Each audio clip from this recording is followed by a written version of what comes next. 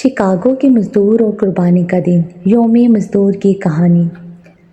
کہانی شروع ہوتی ہے ایک پرانے شہر شکاگو سے۔ وقت تھا 1886 کا۔ کارخانے، دھواں، شور اور مزدوروں کے چہروں پر تھکن کے سائے۔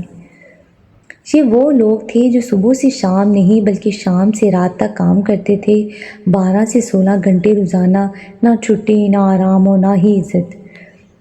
لیکن ایک دن ایک آواز اٹھی، ہم انسان ہیں، غلام نہیں۔ یہ آواز تھی مزدوروں کی، جنہوں نے فیصلہ کیا کہ اب ظلم کے خلاف بولنا ہوگا۔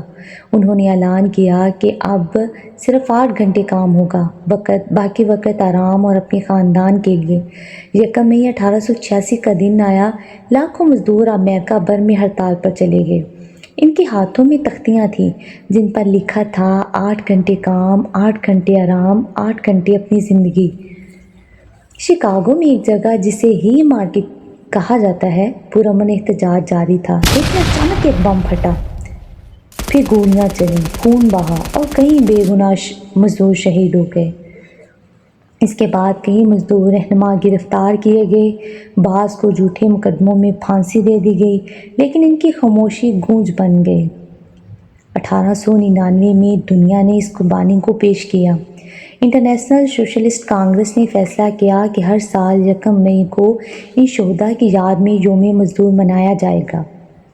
یہ دن صرف چھٹی نہیں بلکہ یاد دہانی ہے کہ حق کے لیے آواز اٹھانا لازم ہے۔ آج بھی دنیا بھر میں لاکھوں مزدور کام کر رہے ہیں، کچھ اچھی حالت میں، کچھ اب بھی ظلم کا شکار۔ لیکن یوم مزدور ہمیں یاد دلاتا ہے کہ ہر محنت کرنے والے کا حق ہے، عزت، انصاف اور بہتر زندگی کا۔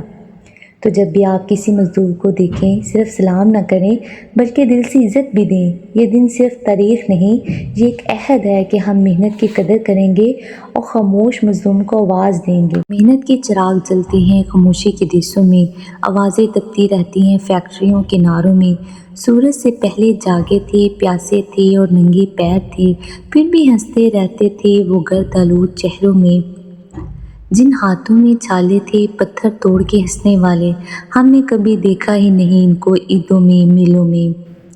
سلام ان سروں پر جو جھکے نہیں طوفانوں میں، جو حق کے لیے لڑتے رہے چپ چاپ گلیوں میں، بازاروں میں۔